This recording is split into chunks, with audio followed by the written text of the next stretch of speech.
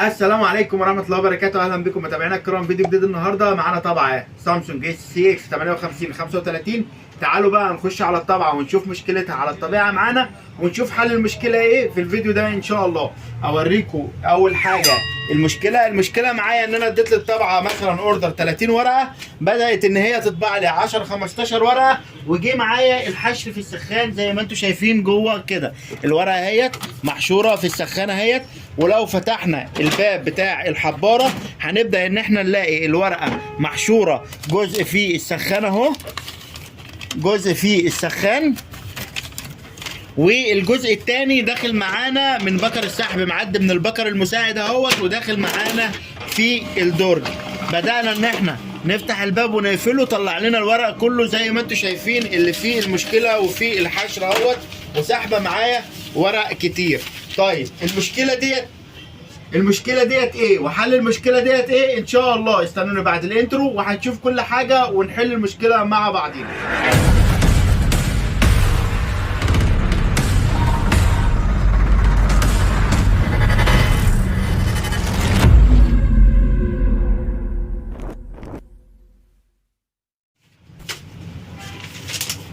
اهلا بكم من جديد، رجعت لكم بعد الانترو، ودلوقتي هنخش ان احنا هنعمل المشكله ديت او هنحل المشكله ديت، ودي مشكله شائعه جدا وفي كل الطبعات بنلاقيها، وهي مشكله الريلي. يلا بقى مع بعضينا هنفك الطبعه ديت وهنشوف مكان الريلي وازاي نصلحه.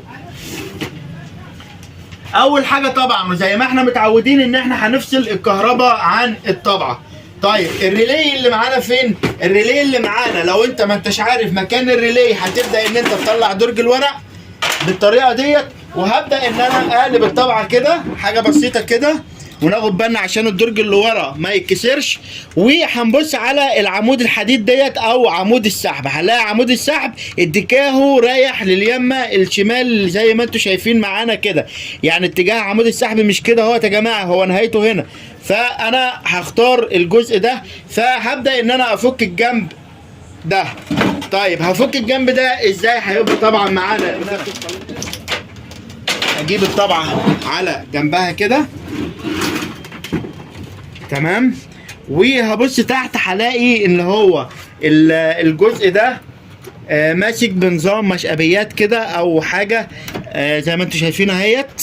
هبدا ان انا افكها كده واحده واحده بالراحه كده معايا تمام، وهبدا ان انا اطلعها كده بالراحه لحد اما تطلع معايا كلها اهو.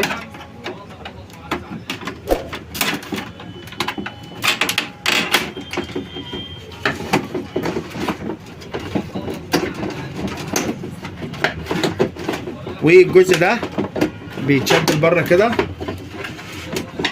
بس بالراحه واحده واحده، لان البلاستيكات بتاعت الطبعه ديت على الله حكايتها، يعني ضعيفه جدا. الطبعات السامسونج والريكو البلاستيكات بتاعتهم بتبقى ضعاف جدا، ما بيستحملوش صيانه. فحضرتك لو مش متمكن من فكها فبالراحه جدا عليها اهوت.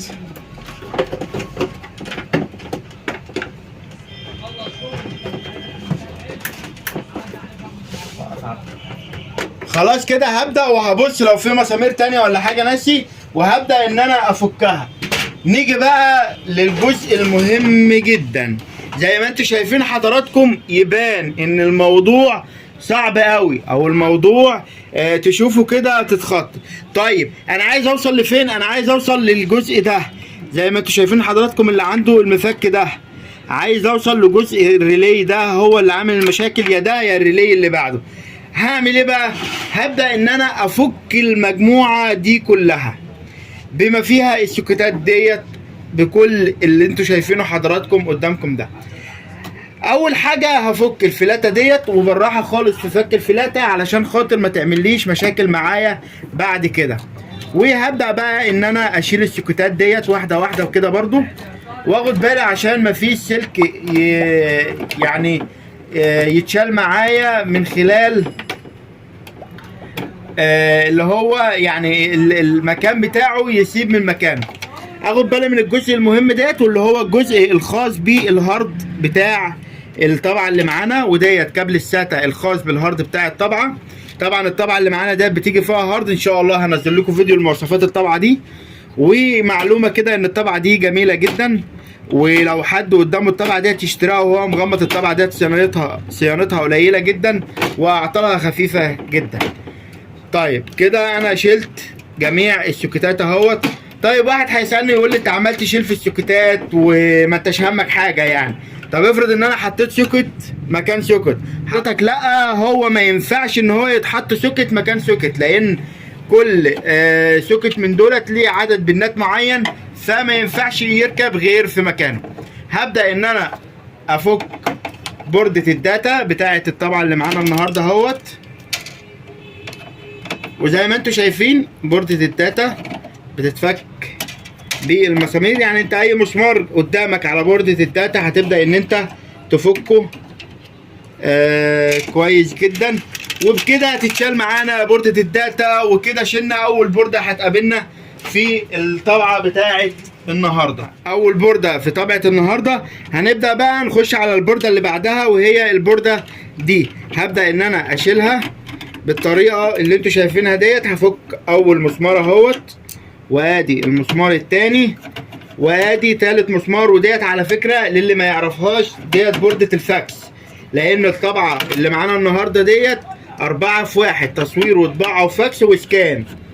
بتعمل 4 وظايف في الطبعة اللي معانا ديت يا جماعة. الطبعة ديت جميلة جدا وعملية جدا. بعد كده هبدأ ان انا افك البوردة الحديد اللي فوق ديت، والبوردة ديت بتتفك ادي مسمار، ادي اول مسمار، وادي تاني مسمار،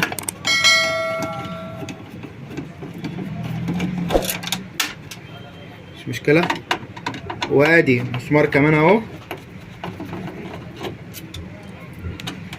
هبدأ ان انا اشيلها كده واحدة واحدة معايا لحد اما تطلع معايا من مكانها. ناخد بالنا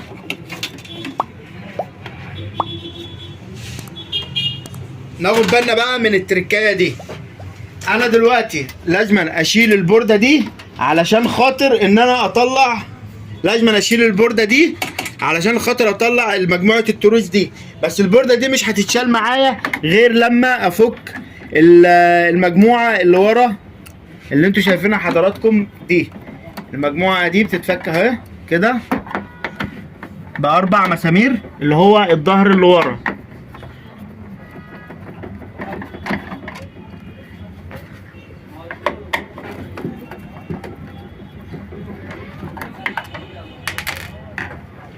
تمام. وهشيل الدوبلكس اهو، يبدأ يطلع معايا الظهر ده بكل سهولة اهو.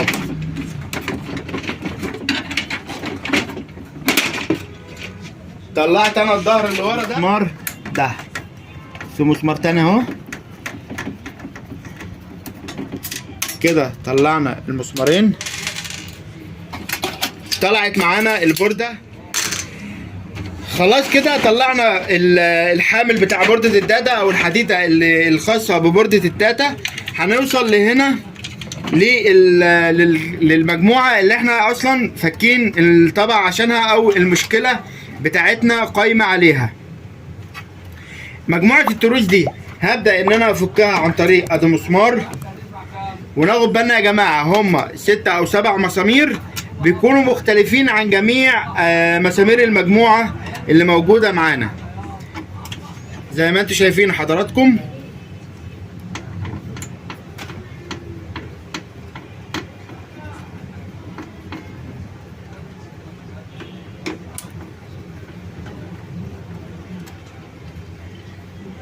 زي ما انتوا شايفين حضراتكم كده شلنا التروس بتاعه المجموعه وطلعنا مجموعه التروس اهيت.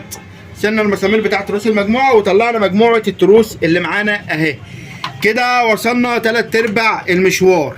هبدا ان انا افك برضو مجموعه التروس ديت علشان يبقى المكان حر بالنسبه لي، اعرف اشتغل براحتي وما فيش حاجه تضايقني في تدخيل او خروج الريلي اللي احنا داخلين اصلا نحل المشكله بتاعته.